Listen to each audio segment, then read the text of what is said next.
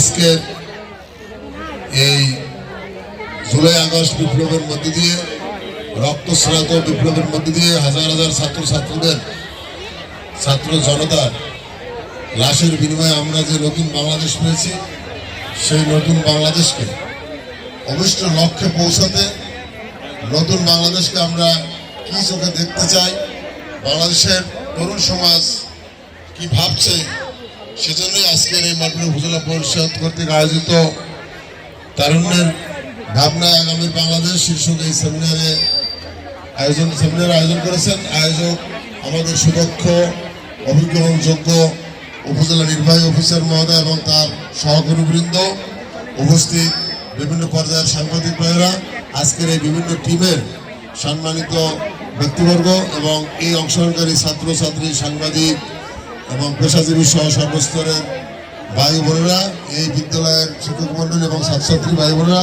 আসসালামু আলাইকুম। আমি আমার এই টিমের লিডার হলো, আমার এখানে মূল উপস্থাপনা করবেন আমার সহযোগী মাঠবাড়ি উপজেলা বিএনপির সাবেক যুগ্ম সাধারণ সম্পাদক, মাঠবাড়ি প্রেস ক্লাবের অন্যতম সদস্য এবং সাংবাদিক একেএম নিজামুল কবির। আমি সংক্ষেপে একটু কথা বলবো। আমরা যেগুলো লিখিতভাবে সুপারিশ করছি, তাছাড়াও আমরা যেগুলো ভাবছি যে দেশে আর কোনো স্বৈরাচারের উদ্ভব, স্বৈরশাসকের উদ্ভব না হয়, সেজন্য গণতন্ত্র ও গণতান্ত্রিক প্রতিষ্ঠান সমূহকে শক্তিশালী করতে হবে। স্থায়ীভাবে অবাধ, সুষ্ঠু, নিরপেক্ষ নির্বাচনের ব্যবস্থা প্রতিষ্ঠা করে জনগণের ভোটাধিকার নিশ্চিত করতে হবে। দেশ থেকে অর্থ পাচার বন্ধে কার্যকরী পদক্ষেপ নিতে হবে। স্বাধীন বিচার ব্যবস্থা প্রতিষ্ঠা করে ন্যায় বিচার ও সুবিচার প্রতিষ্ঠা করতে হবে। দেশকে মাদক মুক্ত করার জন্য প্রয়োজনীয় যত পদক্ষেপ আছে সব নিতে হবে। বিশেষ করে শিক্ষাঙ্গনকে সন্ত্রাস এবং জাতীয় রাজনীতির লেজুর ভিত্তি থেকে মুক্ত করে সেখানে শিক্ষা প্রতিষ্ঠান ভিত্তিক রাজনীতি থাকবে, প্রতিষ্ঠানের সমস্যা নিয়ে রাজনীতি থাকবে, প্রতিষ্ঠানে যাতে শিক্ষার মান উন্নয়ন করা যায় সেজন্য শ্রেণীকক্ষে পাঠদান নিশ্চিতকরণ সহ আভ্যন্তরীণ ক্রীড়া, অন্যান্য খেলাধুলা নিশ্চিত করতে হবে।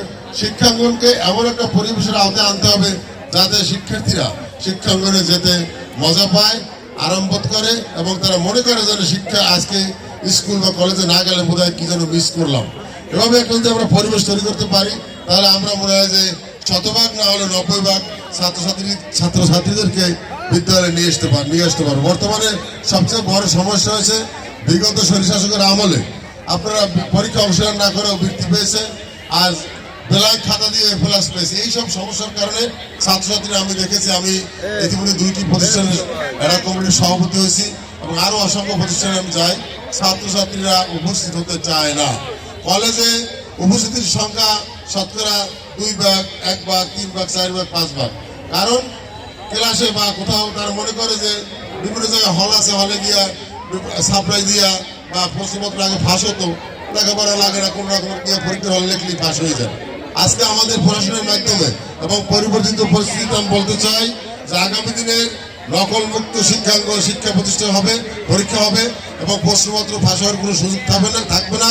সুতরাং শিক্ষা গ্রহণ করতে হবে প্রতিষ্ঠানে গিয়েই, সেজন্য ছাত্রছাত্রী এবং অভিভাবকদেরকে উদ্বুদ্ধ করতে হবে। আমি ইতিমধ্যে বিভিন্ন জায়গায় অভিভাবক সমাবেশ আয়োজন করার জন্য বলেছি, আপনারা সেই ব্যবস্থা করবেন যাতে আমরা একটা শিক্ষিত জাতি হিসাবে করতে পারি। কারণ তারা মাদক শিক্ষা এবং শিক্ষার কারিকুলামে এমন সব সংশোধন করেছিল যা স্বামী স্ত্রীর মধ্যে আলোচনা করা সম্ভব হয় না।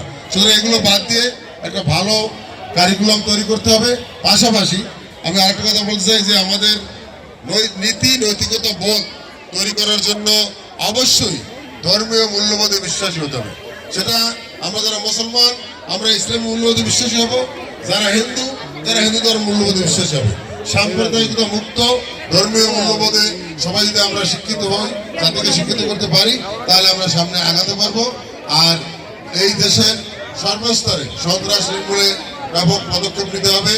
চাঁদাবাজি, রাহাজানি যাতে না হয় সেজন্য সকল নাগরিককে যার যার জায়গা থেকে সচেতন থাকতে হবে, সেটাই আমি আহ্বান করবো। আরো অনেক কথা ছিল, সংক্ষিপ্ত সময়ের কারণে আমি আর বলতে চাই না।